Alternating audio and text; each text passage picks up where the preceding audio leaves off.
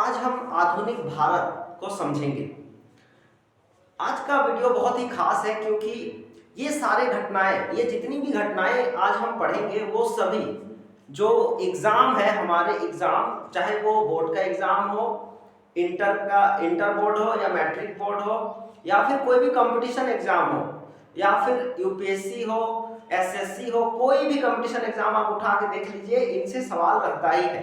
तो आज हम जो टॉपिक पढ़ेंगे आधुनिक भारत, आपका लगभग इस वीडियो के बाद आपका लगभग हिस्ट्री के आधुनिक भारत से आने वाला सवाल लगभग क्लियर हो जाएगा। तो चलिए देखते हैं। हुआ ये था, कहानी थोड़ा सा समझते हैं कि 1600 ईस्वी में अंग्रेज सबसे पहले ईस्ट इंडिया कंपनी के रूप में पूर्वी भारत बंगाल में आई और उनका मकसद था यहाँ पर व्यापार करना। लेकिन हुआ क्या कि वे व्यापार करते गए, जब उनके पास पैसा बढ़ता गया तो उन्होंने यहाँ की अव्यवस्था को देखा और उन्होंने यहाँ पर अधिकार जमाने की कोशिश की। समय के साथ क्या होता गया कि जो योग्य शासक थे मुगल साम्राज्य के, वो आपस में ही लड़ते झगड़ते एक दूसरे को कमजोर करने लगे, ईर्ष्या भाव में वे रहते थे, जिससे उनकी सत्ता कमजोर होने लगी और धीरे धीरे मुगल साम्राज्य जो था 18वीं सदी तक आते आते वो पूरी तरह से कमजोर हो चुका था। आखिरी जो मुगल शासक बचे थे वो औरंगजेब थे। अंग्रेजों ने 1707 ईस्वी में औरंगजेब को पूरी तरह से जो है उनका ताकत को पूरी तरह से खत्म कर दिया और उनका जो मुगल सम्राट का जो पद था उस पदवी को हटा दिया। केवल वे अब मुगल कहलाने लगे। 1707 से अब उन्होंने शासन करना शुरू कर लिया था अंग्रेजों ने। तो चलिए देखते हैं। 1707 ईस्वी में मुगल साम्राज्य का पतन हो गया। उसके बाद अंग्रेज अपना धाक चलाने लगे। फिर 1757 में पलासी का युद्ध हुआ। पूर्वी भारत में एक शासक थे, बहुत ही योग्य शासक, जिनका नाम था सिराजुद्दौला। उन्होंने अंग्रेजों का कोई भी बात नहीं मानी, वे अंग्रेजों की गुलामी नहीं चाहते थे, तो उन्होंने डट कर उनका सामना किया और अपने क्षेत्र में उन्हें कोई भी अधिकार नहीं दिया। तो अंग्रेज जो थे वो बहुत ही गुस्साए हुए थे, उनको उनसे नफरत हो गया था। तो पलासी का युद्ध जो हुआ ये कुछ एक तरफा, ये धोखे वाला युद्ध था। असल में हुआ ये था कि पलासी के युद्ध में सिराजुद्दौला का पूरा सेना, सिराजुद्दौला का जो सेना था उसका नेतृत्व करने वाले जो थे वो थे सिराजुद्दौला का साला। वो पूरे सेना का नेतृत्व करता था, जिसका नाम था मीर जाफर। वो क्या किया, युद्ध में जाने के वक्त वो उनको धोखा दे दिया, जिसकी वजह से उन्हें वो लड़ाई हारना पड़ा और मीर जाफर उसके बाद वहां बंगाल का शासक बन गया। लेकिन अंग्रेज बहुत चालाक थे, उन्होंने उसे सारे अधिकार नहीं दिए, उसे उन्होंने कठपुतली के रूप में उपयोग किया उसका कठपुतली के रूप में। मतलब जो बोलते वो उन्हें करना ही पड़ता था मीर जाफर को। तो मीर जाफर जब उसका विरोध करने लगा तो उसको मार दिया गया। उसके बाद जो शासक है वो शासक मीर जाफर का साला मीर कासिम को बनाया गया। तो पलासी का युद्ध 1757 में हुआ सिराजुद्दौला और अंग्रेजों के बीच। 1761 में पानीपत की लड़ाई हुई। पानीपत की लड़ाई, ये जो लड़ाई है पानीपत की लड़ाई मराठा और दुर्रानी के बीच हुई थी। ये बहुत ही फेमस लड़ाई थी। इसमें 60 से 70 हजार सेनाएं मर गई थी और इस युद्ध का रिजल्ट ये निकला कि मराठा को बहुत बड़ी हार मिली, साथ ही दुर्रानी का यहाँ पर शासन बन गया है। और ये पानीपत जो है ये हरियाणा में है। अब 1764 में बक्सर का युद्ध हुआ। जैसा कि मैंने आपको बताया कि सिराजुद्दौला का जो मीर कासिम जो था वो मीर जाफर का, सिराजुद्दौला का साला था मीर जाफर का साला था मीर कासिम और अंग्रेजों के बीच जो लड़ाई हुआ उस लड़ाई को बक्सर के युद्ध के नाम से जाना जाता है। जो ये स्थान का नाम है बक्सर, यहाँ पर हुआ 1764 ईस्वी में, जिसमें मीर कासिम को हारना पड़ा, यहाँ अंग्रेजों की जीत हुई। उसके बाद 1857 में मंगल पांडे के नेतृत्व में जो बंदूक का कारतूस होता है उसमें सुअर व गाय की चर्बी के होने की वजह से मंगल पांडे द्वारा जब विरोध किया गया तो वो विरोध एक समय के बाद युद्ध का रूप ले लिया, विद्रोह का रूप ले लिया, जो 1857 की क्रांति के रूप में उभर कर आया। उसके बाद 1857 की क्रांति के बाद ब्रिटिश सरकार पूरी तरह से डर गई और रानी एलिजाबेथ जो थी उस टाइम की, वो क्या की कि जो भारत में जो शासन था उसको अपने हैंड में ले ली। कंपनी का शासन उस समय से खत्म हो गया और 1858 से वो अपना शासन चलाना शुरू हो गई, मतलब ब्रिटिश संसद अब भारत पे शासन चलाना शुरू कर दिए। 1885 आते आते हमारे भारत में कांग्रेस का स्थापना किया जा चुका था। 1885 के बाद 1915 में अफ्रीका में रंगभेद की जो नीति थी, काले गोरे की नीति, उसको खत्म करके जो महात्मा गांधी थे हमारे राष्ट्रपिता, वो भारत आए, भारत लौटे। एमजी मतलब महात्मा गांधी 1915 में। उसके बाद ये जब भारत लौटे तो ये कुछ अधिवेशन के लिए कोलकाता आए हुए थे। तो चंपारण में किसानों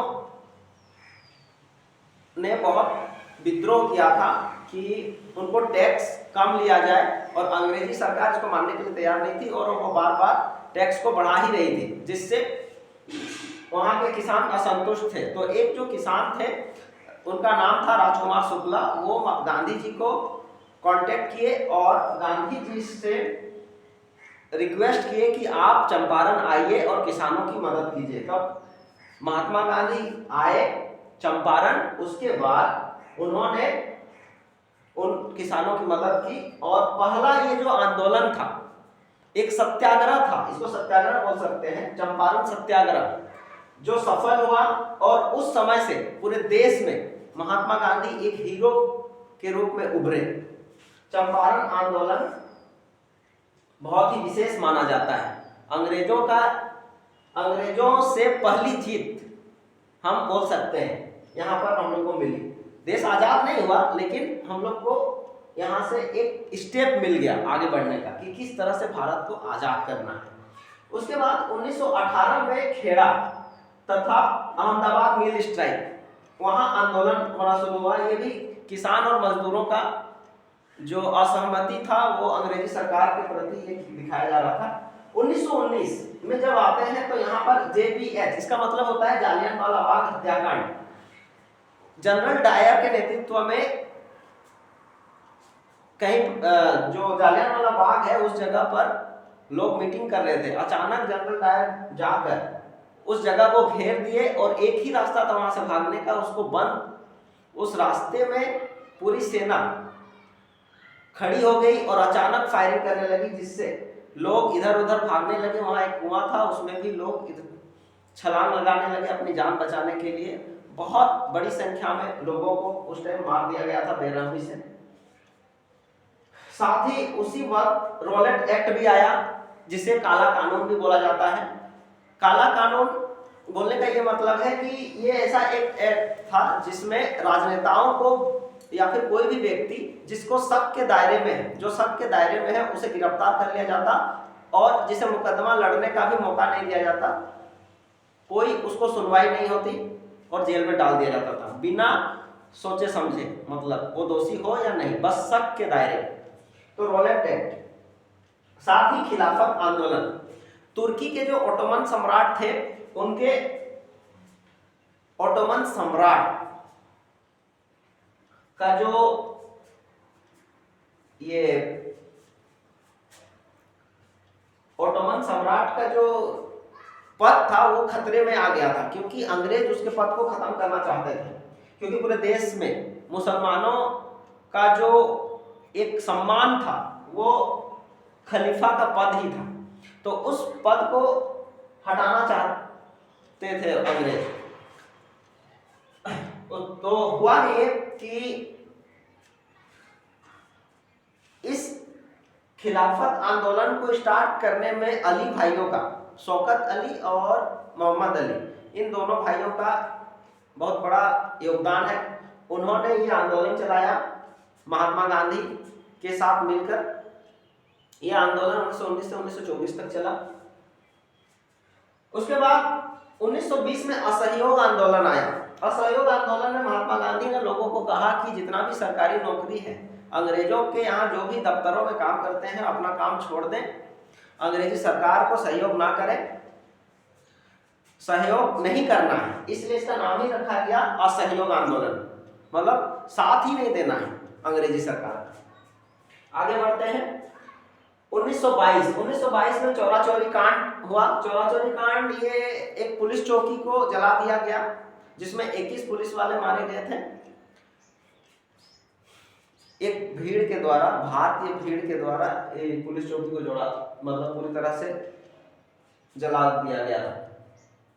उसके बाद आते हैं 1928 में साइमन कमीशन का गठन किया गया जिसमें एक भी भारतीय नहीं थे, जिससे यहाँ भारत में साइमन गो बैक के नारे लगने लगे कि साइमन गो बैक। लोग एक जगह इकट्ठा होकर बोलने लगे कि हमें ऐसा कानून नहीं चाहिए जिसमें एक भी भारतीय नहीं है। तो भारतीय नहीं है तो भारत के लोगों का जो दुख है, तकलीफ है, वो कैसे समझेगा कोई? अंग्रेज तो समझ नहीं सकता है, इसलिए इसका विरोध किया गया। 1930 में सविनय अवज्ञा आंदोलन, जिसे हम लोग दांडी मार्च कहते हैं, वो साबरमती आश्रम से शुरू हुआ और गांधी जी ने नमक बनाकर, समुद्र के किनारे नमक बनाकर उस कानून को तोड़ा। ये जो दांडी मार्च है ये शुरू हुआ था 78 सहयोगियों के साथ, लेकिन ये आगे बढ़ते गए गांधी जी, तो इसमें एक बहुत बड़ी संख्या में लोग आकर शामिल हो गए। ये भी एक बहुत बड़ा आंदोलन था, सविनय अवज्ञा आंदोलन।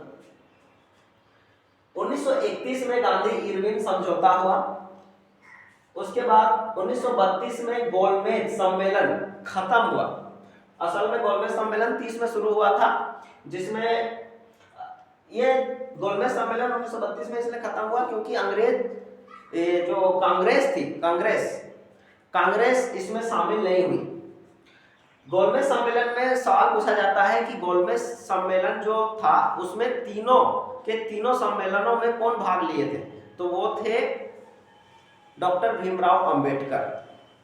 और इन गोलमेज सम्मेलनों में गांधी जी और अंबेडकर के बीच हमेशा अनबन रहा, वो एक दूसरे का, क्योंकि गांधी जी जो बोलते थे उनका पूरा सपोर्ट नहीं कर पाते थे भीमराव अंबेडकर, क्योंकि वो दलितों के ओर से वो वहां गए थे कि दलितों को अच्छा अधिकार मिले, हक मिले, उसके वजह से। उसके बाद अगला आते हैं 1935 भारत शासन अधिनियम। इसका इंपॉर्टेंस इसलिए है क्योंकि भारत शासन अधिनियम जो है इसे मिनी कॉन्स्टिट्यूशन भी बोला जाता है। ज्यादातर हमारा संविधान जो है इसी के बुनियाद पर टिका है, मतलब हम लोग का मेन पार्ट 1935 से ज्यादातर चीजें ली गई हैं जो अंग्रेजों द्वारा बनाया गया था भारत शासन अधिनियम। उसके बाद आता है 1942 में। 1942 में भारत छोड़ो आंदोलन शुरू हुआ। अंग्रेज अब भारत को छोड़ने के लिए मजबूर हो चुके थे। साथ ही 1946 में कैबिनेट मिशन, लॉर्ड माउंटबेटन तो नाम सुना ही होगा आपने, उनके नेतृत्व में कैबिनेट मिशन का आयोजन किया गया जिसमें जवाहरलाल नेहरू और महात्मा गांधी और भी बड़े बड़े नेता थे। उसी के साथ 1947 में हमारा जो अखंड भारत है वो स्वतंत्र हो गया। अगर आपको वीडियो अच्छा लगा तो जरूर लाइक और सब्सक्राइब करें। धन्यवाद।